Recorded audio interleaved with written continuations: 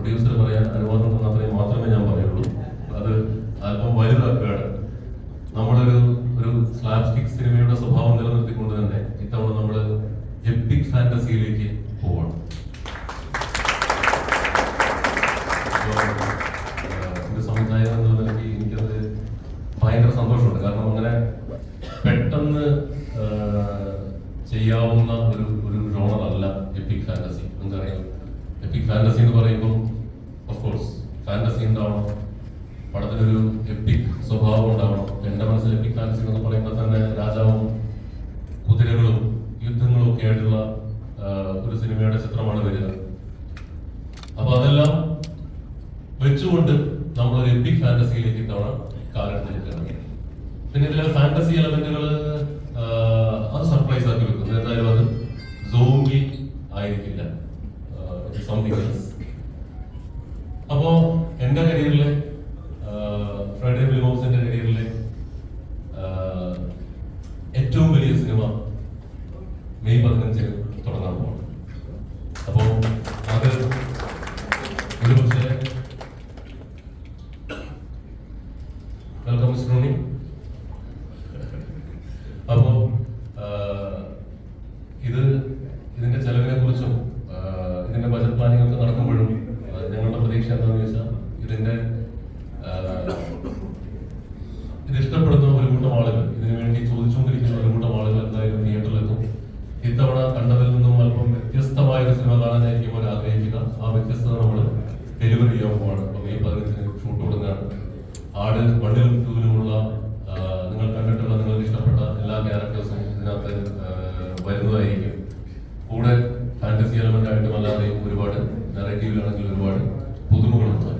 അപ്പൊ ഈ ക്രിസ്മസിന് ഇതിന്റെ CG വർക്കും പരിപാടികളൊക്കെ അവസാനിച്ചു കഴിഞ്ഞാൽ ഈ ക്രിസ്മസിന് ഷാജി ബാബനും സംഘവും എത്തുമെന്നാണ്.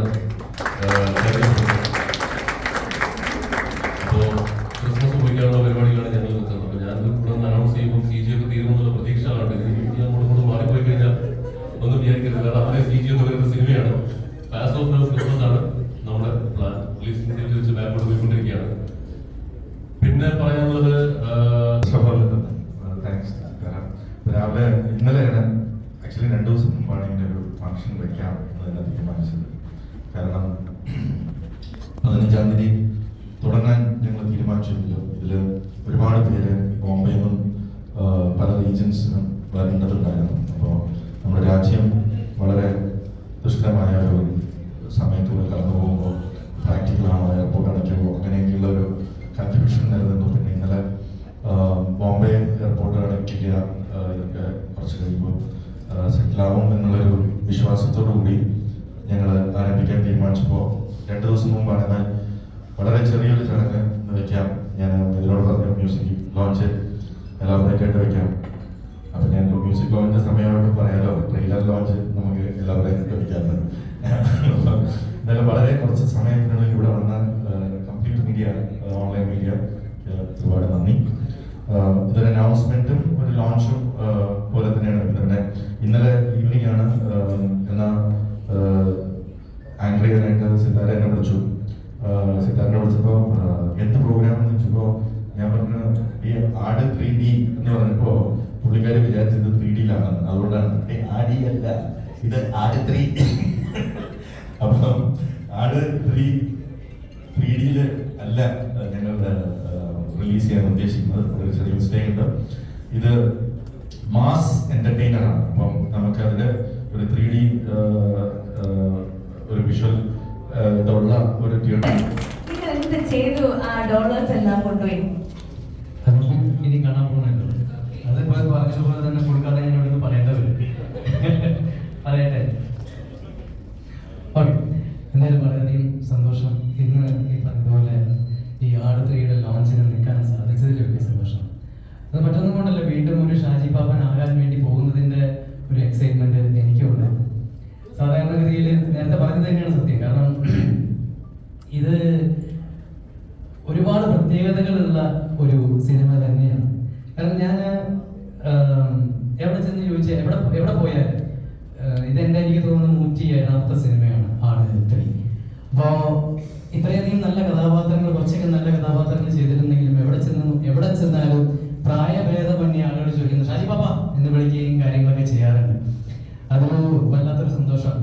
മാത്രമല്ല ഇതിന്റെ ഷൂട്ടിങ്ങിന് നമ്മൾ പോകുന്ന സമയത്ത് ആദ്യം ജയസൂര്യ ഏതാ പടത്തിന്റെ ഷൂട്ടിങ് നമ്മൾ പറയുന്ന ആടെന്ന് പറഞ്ഞ പടമാണ്. ഓക്കെ അടുത്ത തവണ ചെല്ലുമ്പോഴത്തേക്ക് അത് മാറി സിനാരിയോ മാറിയിട്ട് പാപ്പോ ഷാജി പാപ്പോ എന്ന് പറയും. അത് വളരെ റയറായിട്ടുള്ള ഒരു കാര്യമാണ്. കാരണം ഏത് സിനിമയുടെ ഷൂട്ടിങ്ങിന് പോകുമ്പോഴും ഒരുപക്ഷെ സിനിമയുടെ പേരറിയാൻ പറ്റും, ആക്ടറുടെ പേരറിയാൻ പറ്റും, കഥാപാത്രത്തിന്റെ പേര് ഒരിക്കലും അറിയാൻ പറ്റില്ലല്ലോ. പക്ഷെ അത് ആടിന്റെ ഒരു മാത്രം പ്രത്യേകതയാണ്. എവിടെ ചെന്നാലും പേര് വിളിക്കുക എന്നുള്ളത് അതൊരു വല്ലാത്ത അനുഭവമാണ്. എപ്പോഴും എനിക്കും ഈ ക്യാരക്ടറിനെ ബിസി ആയിരുന്നു. ഇവര് ഇപ്പൊ എന്ത് ചെയ്യായിരിക്കും, വല്ല ക്രിസ്മസ് ഒക്കെ ആകുമ്പോൾ ഞാനും അല്ലെങ്കിൽ നല്ല ആഘോഷങ്ങളൊക്കെ ഞാൻ ചിന്തിക്കും എന്ത് ചെയ്യായിരിക്കും, നടക്കാടിച്ചിട്ടിരിക്കുകയായിരിക്കും എല്ലാവരും എന്നൊക്കെ ഞാൻ ഇങ്ങനെ ചിന്തിക്കാറുണ്ട്. അതെന്തുകൊണ്ടാന്ന് വെച്ചിട്ടുണ്ടെങ്കിൽ ഇവരെ കാണാനുള്ള ആഗ്രഹം എനിക്കുമുണ്ട്, അതുപോലെ തന്നെ കഥാപാത്രമാകാനുള്ള ഒരു ആഗ്രഹവും എന്നിലുണ്ട്. അതൊക്കെ വളരെ റെയറായിട്ട് സംഭവിക്കുന്ന ഒരു കാര്യമാണ്. അതുപോലെ തന്നെയാണ് ഇതിന്റെ ഒരു എന്താ പറയാ, നേരത്തെ പറഞ്ഞതുപോലെ തന്നെ ഒരു പാർട്ട് വരിക, അത് ഫ്ലോപ്പ് ആവുക, അത് സെക്കൻഡ് പാർട്ട് ചിന്തിക്കുക എന്ന് പറയുന്നത് എനിക്ക് തോന്നുന്നില്ല ഇന്ത്യൻ സിനിമയിൽ വേറൊരു സിനിമയുണ്ട്. അതെന്തുകൊണ്ടാന്ന് വെച്ചിട്ടുണ്ടെങ്കിൽ അത് ഓൺലൈനോടാണ് നന്ദി പറയാനുള്ളത്. കാരണം യൂട്യൂബിൽ വന്നതിന് ശേഷമാണ് എല്ലാവരും ഭയങ്കര ഇഷ്ടപ്പെട്ടിട്ട് നിങ്ങൾക്ക് ഇത് സെക്കൻഡ് പാർട്ട് എന്താ പറയാ ചിന്തിച്ചൂടെ. എനിക്ക് തോന്നുന്നു സാധാരണഗതിയിൽ പടം ഹിറ്റായി കഴിഞ്ഞിട്ടുണ്ടെങ്കിൽ നമ്മൾ ആലോചിക്കും സെക്കൻഡ് പാർട്ടിനെ കുറിച്ച്. പക്ഷെ പരാജയപ്പെട്ട സിനിമയെ കുറിച്ച് ആ എപ്പിസോഡെ നമ്മൾ മറന്നു. പക്ഷെ ആളുകളുടെ റിക്വസ്റ്റ് പ്രകാരം വീണ്ടും നമ്മൾ ചിന്തിപ്പിച്ച ഒരേ ഒരു സിനിമ എനിക്ക് തോന്നുന്നു ആട് 2 ആണ് എന്നുള്ള കാര്യത്തിൽ യാതൊരു തർക്കവുമില്ല. അതൊന്ന്. പിന്നെ അതുപോലെ തന്നെ ഇതിന്റെ മ്യൂസിക്കിനെ കുറിച്ച് പറയുകയാണെങ്കിൽ ശരിക്കും പറഞ്ഞിട്ടുണ്ടെങ്കിൽ ഒരു സിനിമയ്ക്ക്, ഈ അടുത്ത കാലത്ത് ഒരു സിനിമയ്ക്ക് ഇത്രയും അധികം കഥാപാത്രങ്ങളും ആ കഥാപാത്രങ്ങൾക്ക് എല്ലാം ഒരു സ്പെഷ്യൽ മ്യൂസിക് ഉണ്ടാകുക എന്ന് പറയുന്നതും വളരെ റയറായിട്ടുള്ളൊരു കാര്യം തന്നെയാണ്. അതുപോലെ തന്നെയാണ് ഇതിന്റെ കോസ്റ്റ്യൂം ആണെങ്കിലും എൻ്റെ വൈഫാണ് ചെയ്തത്. വളരെ യുണീക്ക് ആയിട്ടുള്ള കോസ്റ്റ്യൂം, എല്ലാവരും ഏറ്റെടുത്തൊരു കോസ്റ്റ്യൂം ആയിരുന്നു. അടുത്തിരിക്കും എന്തെങ്കിലും ചേച്ചി കൊണ്ടല്ലേ. അപ്പോൾ അങ്ങനത്തെ കുറേയധികം നല്ല ഓർമ്മകൾ, അതുപോലെ തന്നെ കൂടെ അഭിനയിച്ചിട്ടുള്ള സൈജു ആണെങ്കിലും ധർമ്മജനാണെങ്കിലും ഡ്യൂഡാണെങ്കിലും അങ്ങനെ ഒരുപാട് നല്ല മെമ്മറീസ് ആണ് ഞങ്ങൾക്ക് ആടിനെ കുറിച്ച് ആലോചിക്കുമ്പോൾ. മിഥുന്റെ ഏറ്റവും നല്ലൊരു സ്ക്രിപ്റ്റ് ആയിട്ടാണ് ആട് 2 എനിക്ക് തോന്നിയിട്ടുള്ളത്. അതിലും ഗംഭീരമാവട്ടെ ആട് 3 ഞാൻ പ്രാർത്ഥിക്കുന്നു. വിജയ് ബാബുവിന്റെ ഗഡ്സ് സമ്മതിക്കാതിരിക്കാൻ പറ്റില്ല. കാരണം ഒരു പരാജയപ്പെട്ട സിനിമ വീണ്ടും കൊണ്ടുവരിക, അത് എടുത്ത് വിജയിപ്പിക്കുക എന്നൊക്കെ പറയുന്നത് ചെറിയൊരു കാര്യമില്ല. ആട് 3 എത്തുമ്പോൾ ഫ്രൈഡേ ഫിലിം ഹൗസ് ഞങ്ങൾ ഇതുവരെ ഇപ്പോൾ മങ്കിപ്പനാണെങ്കിലും ആറാണെങ്കിലും സൂഫി സുജാതാണെങ്കിലും ഒരുപാട് സിനിമകൾ ഞാൻ വിജയമായിട്ട് ചെയ്തിട്ടുണ്ട്. പക്ഷെ അതിൽ നിന്നൊക്കെ ഏറ്റവും നേരത്തെ പറഞ്ഞതുപോലെ ഏറ്റവും മുതൽ മുടക്കുള്ള ഒരു സിനിമയിലേക്ക് ഞങ്ങൾ എല്ലാവരും വളരുന്നു എന്നുള്ളതും ഞങ്ങൾക്കും വലിയൊരു സന്തോഷവും അഭിമാനമുള്ള ഒരു സിനിമയാണ്. തീർച്ചയായിട്ടും ഈ സിനിമ കാണാൻ വേണ്ടി വരുന്ന എല്ലാവരെയും തൃപ്തിപ്പെടുത്തുന്ന ഒരു സിനിമ തന്നെയാവട്ടെ.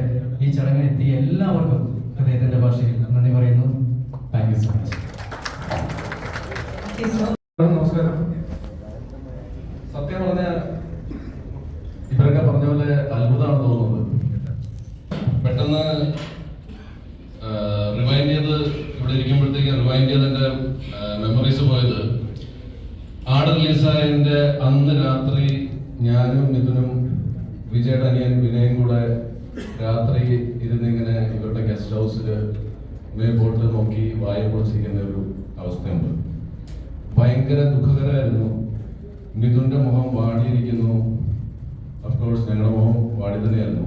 പക്ഷെ എൻ്റെ ഉള്ളിൽ എവിടെയോ ഈ പടം ഹിറ്റാണെന്നുള്ളത് 1-2 പേര് പറഞ്ഞിരുന്നു. അപ്പൊ ആ ഒരു ചെറിയ സന്തോഷം എനിക്കുണ്ടായിരുന്നു. പക്ഷെ യാഥാർത്ഥ്യം വിനയ്ക്കും മിഥുനും മാത്രമായിരുന്നു അറിയാവുന്നത്.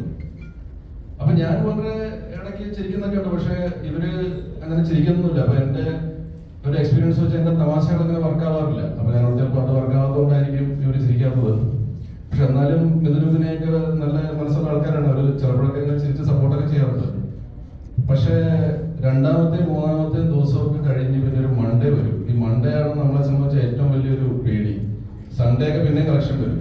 മൺഡേ ആകുമ്പോഴത്തേക്കും ഏതൊരു പടവും ഹോളിഡേസ് അല്ലെങ്കിൽ ഒന്ന് താഴും, ഒരു ഡിപ്പ് വരും.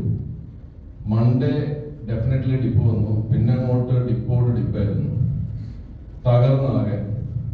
പക്ഷെ ഇപ്പൊ ഇവിടെ നിൽക്കുമ്പോൾ നമ്മൾ ആ സിനിമയുടെ 3-ാം ഭാഗം ഷൂട്ട് ചെയ്യാൻ വേണ്ടി പോകുന്ന ഒരു വേദിയിലാണ് നമ്മൾ നിൽക്കുന്നത്. അത് ഒരുപാട് സന്തോഷം തരുന്നുണ്ട്. പിന്നെ മിഥുന്റെയും വിജയുടെയും ഒക്കെ കരിയറിൽ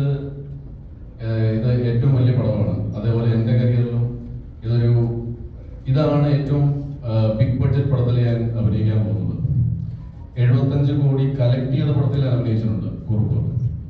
100 കോടി കളക്ട് ചെയ്ത പടത്തിൽ അഭിനയിച്ചിട്ടുണ്ട് മാളികപ്പുറം. പക്ഷേ ഇതിന്റെയൊക്കെ ബഡ്ജറ്റ് ഇത്രയും ഉണ്ടായിരുന്നെന്ന് എനിക്കറിയില്ല. മാളികപ്പുറത്തിന്റെ എന്തായാലും ഇല്ലായിരുന്നു.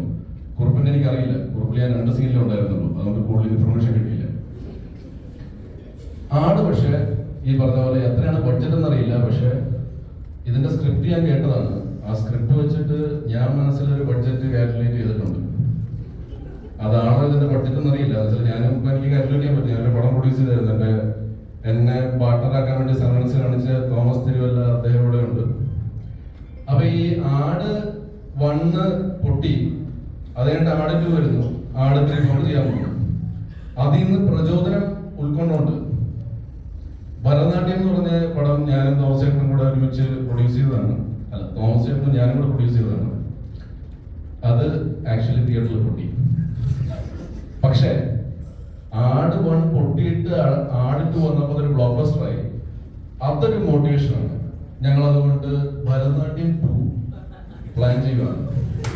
ആ ഒരു വിശ്വാസത്തോടെ ആട് 2 ബ്ലോക്ക് ബസ്റ്ററായ പോലെ ബ്ലോക്ക് ബസ്റ്റർ ആയാലും ചെറിയ രീതിയിലൊക്കെ ഒരു 3 ആഴ്ച 4 ആഴ്ച ഒരു കുറച്ചൊക്കെ ഫുൾ ഹൗസ് കിട്ടിയാലായിരുന്നു സാർ. അങ്ങനെ ഒന്ന് ഓടിയാൽ ഒരു സന്തോഷം. അങ്ങനെ ഭരതനാട്യം 2 അതിന്റെ പേര് ഈ വിധത്തിലൊക്കെ അനൗൺസ് ചെയ്യാം അല്ലേ? ഓണത്തിനിടയ്ക്ക് കുട്ടച്ചടം പോലെ വിലയില്ല, എന്നാലും പറഞ്ഞേക്കാം. അങ്ങനെയാണെങ്കിൽ ഭരതനാട്യം 2 മോഹിനിയാട്ടം. മോഹിനിയാട്ടമാണ് ഭരതനാട്യം 2-ന്റെ ആണോ? ആ, ഇനി 3rd പാർട്ട് ഉണ്ടാവുകയാണെങ്കിൽ ചേട്ടാ ഇപ്പോൾ രജിസ്റ്റർ ചെയ്ത് വെച്ചാൽ കുച്ചിപ്പുടി. അപ്പൊ അങ്ങനെ ജോക്സ് അപ്പാർട്ട് ഒരുപാട് സന്തോഷമുണ്ട്. ദൈവം ഓഡിയൻസും ഞങ്ങളെ അനുഗ്രഹിക്കുമെന്ന് തന്നെയാണ് നമ്മുടെ വിശ്വാസം.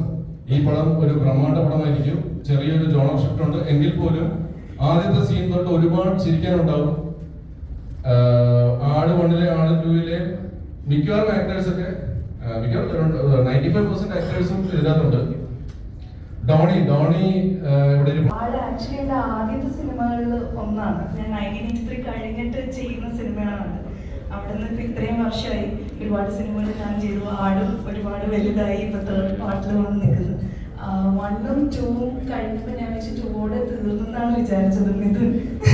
പക്ഷെ 3 എന്നെ സംബന്ധിച്ച്, എൻ്റെ കരിയറിനെ സംബന്ധിച്ച് എന്താ പറയാ, ഭയങ്കര എക്സൈറ്റിങ്ങും ഞാൻ ഇതുവരെയും എന്നെ പോലും കാണാത്ത രീതിയിലുള്ള ഒരു ക്യാരക്ടറായിട്ടാണ് ഞാൻ വരുന്നത്. മേരി ഈ പ്രാവശ്യം ചതിക്കില്ലായിരിക്കും അല്ലേ? അപ്പം I also very excited.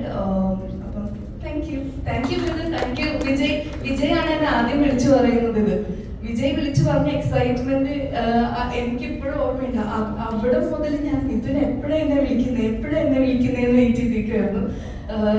Very excited. കാരണം നിങ്ങൾ ഈ ആട് ഞാൻ തള്ളി കയറുന്നുണ്ട്. എവിടെയെങ്കിലും ഞാൻ പറ്റും. Okay, thank you.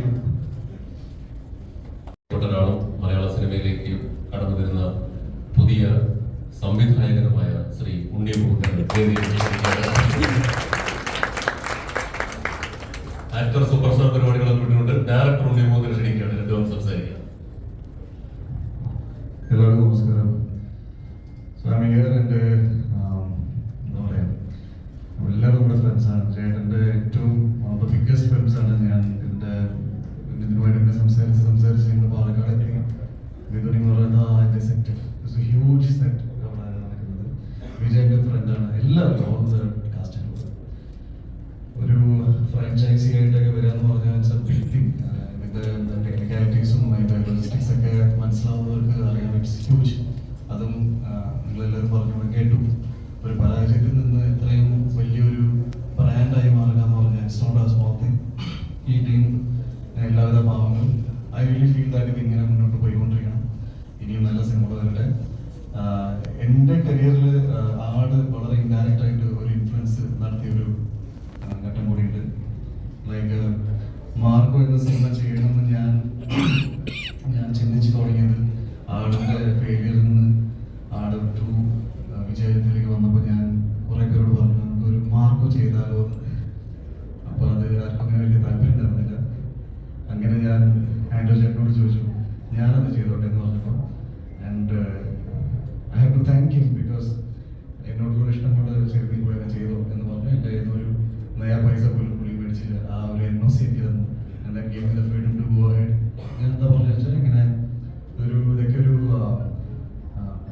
കൺവിക്ഷൻ്റെ ഭാഗമായിട്ട് ഒരു ടീം ഒരു കാര്യം ചെയ്യുമ്പോൾ അത് മറ്റുള്ളവർക്ക് ഭയങ്കരമായിട്ടൊരു ഇൻസ്പിറേഷനും ഞാൻ പാർട്ട് ഓഫ് ദാറ്റ്. സോ ആട് 3 വിജയിക്കണം എന്ന് എൻ്റെ ഏറ്റവും വലിയ ആഗ്രഹമാണ്. ബിക്കോസ് ഇനിയും നല്ല സിനിമകൾ വരട്ടെ, ഇനിയും ഇൻസ്പിറേഷൻസ് ഉണ്ടാവട്ടെ. I wish you all the very best. Especially ചേട്ടൻ്റെ ഈ സിനിമ മാത്രമല്ല, എനിക്ക് കത്തനാറും കൂടി കാണാൻ ഞാൻ ആഗ്രഹിക്കുന്നു. Because that is something very different. എന്തായാലും ഒരുപാട് സന്തോഷം വരാൻ സാധിച്ചതിൽ. And all the very best. നമ്മുടെ രാജ്യം അത്രയും ഒരു അങ്ങനത്തെ ഒരു സിറ്റുവേഷൻ അല്ല. But I really hope that we pray for the country as well. But ഇതൊരു നല്ലൊരു ദിവസം, നല്ലൊരു തുടക്കം. ആൻഡ് ഐ ഹാപ്പി ദാറ്റ് എനിക്ക് ഇവിടെ വരാൻ സാധിച്ചു. All the very best. മുന്നോട്ട് പോകുന്നു. എല്ലാ ആശംസകളും. Thank you so much. Anson വന്നിട്ടുണ്ട്. ആൻസൺ പറഞ്ഞു. നമസ്കാരം. എല്ലാവർക്കും അടിപൊളിയാവട്ടെ. ആട് 3 ഒരു ഭാഗമാകാൻ പറ്റിയിട്ട് ഒരുപാട് സന്തോഷം. ആട് 2 ഉണ്ടാവുമെന്ന് വിജയേട്ടൻ എൻ്റെ അടുത്ത് പറഞ്ഞു. അതുപോലെ തന്നെ ചേട്ടൻ എന്നെ വിളിച്ചു. Thank you. ഒരുപാട് സന്തോഷം. ഗംഭീര ഹിറ്റ് ആവട്ടെ എന്ന് പ്രാർത്ഥിക്കുന്നു. Thank you. എല്ലാവർക്കും നമസ്കാരം. ആട് 1, 2, 3 എല്ലാം ആയി. അപ്പോൾ എന്തായാലും എല്ലാവരുടെയും സപ്പോർട്ടാണ്, എല്ലാവരുടെ പ്രാർത്ഥനയൊക്കെയാണ് ഇവിടെ വരെ എത്തിയത്. ഇതിലൊക്കെ ഭാഗമാകാൻ ഈ ഞങ്ങൾ എത്രയോ വലിയ ആർട്ടിസ്റ്റുകൾ പറയുന്നത് ഭാഗമാകാൻ കഴിഞ്ഞത് വലിയ ഭാഗ്യം. അപ്പോൾ ഞാൻ എന്ത് പറയണം എന്ന് ഞാൻ ആലോചിക്കുന്നു. എൻ്റെ വളരെ ദൈവത്തിൻ്റെ അനുഗ്രഹവും ഭാഗ്യമൊക്കെ എന്ന് കരുതുന്നു. എല്ലാവർക്കും നന്ദി. പ്രത്യേകിച്ച് സാറിന് ഇതിന് ഒക്കെ പ്രത്യേകം നന്ദി അറിയിക്കുന്നു. പിന്നെ എല്ലാം ഈ ജയം പറഞ്ഞ ഈ കഥാപാത്രങ്ങളുടെ പേരെല്ലാവരും വിളിക്കും. എവരെടുത്തില്ല. എന്നെ ഡ്രാഗൺ പൈലി പേരെന്ന് വിളിക്കും. എന്നെ വിളിക്കുന്നത് പോട്ടെ, എൻ്റെ മോടെ സ്കൂളിലെ കുറ്റം പേര് ഡ്രാഗൺ പൈലി ചെയ്യുന്നു. അവിടെ അങ്ങനെ എല്ലാവരും വിളിക്കുന്നു. അപ്പൊ എന്തായാലും ഇവിടെ വലിയ എത്രയും എല്ലാവരും വിളിക്കില്ലെന്ന് വെച്ചാൽ എന്നെ വിളിച്ചേക്കും. എന്തായാലും എല്ലാവർക്കും നന്ദി. നമസ്കാരം.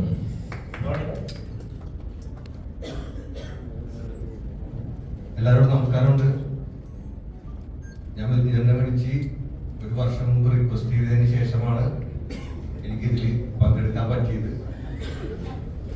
പുള്ളി എന്നെ നിർത്ത് കാണും, എന്നാലും കുഴപ്പമില്ല, എനിക്ക് അഭിനയിച്ചേ പറ്റുമെന്ന് പറഞ്ഞു പുള്ളിയുടെ എന്നെ ഇതിൽ ആഡ് ചെയ്യണമെന്ന് പറഞ്ഞതിന് ശേഷമാണ് 1 വർഷത്തിന് ശേഷം പുള്ളി പറഞ്ഞു, എടാ നിന്നെക്കൊണ്ട് വലിയ തലവേദനയാക്കണാണ്, അങ്ങനെ പറഞ്ഞ് എന്നെ അതിലേക്ക് ആഡ് ചെയ്ത്.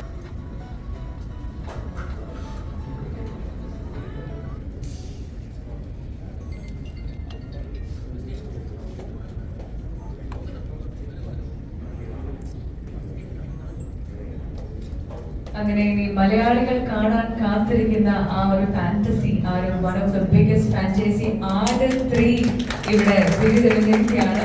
ഇനി എല്ലാവരും ഡിസംബറിൽ ഈ ഒരു ക്രിസ്മസ് നമ്മളെല്ലാവരും കാത്തിരിക്കുന്ന ആട് 3യുടെ കൂടെ ആഘോഷിക്കാൻ വേണ്ടിയിട്ടായിരിക്കും.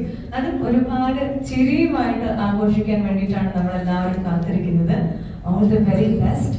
നമ്മളെല്ലാവരും എക്സ്പെക്ട് ചെയ്യുന്നത് പോലെ ഒരു ഗംഭീര ഹിറ്റ് തന്നെ ആവട്ടെ. മലയാള ചരിത്രത്തില്, മലയാള സിനിമാ ചരിത്രത്തില് നമുക്ക് എല്ലാവർക്കും എപ്പോഴും ഓർത്ത് ചിരിക്കാൻ പറ്റുന്ന ഒരുപാട് നർമ്മം ഈ ഒരു സിനിമയിൽ ഉണ്ടാവട്ടെ.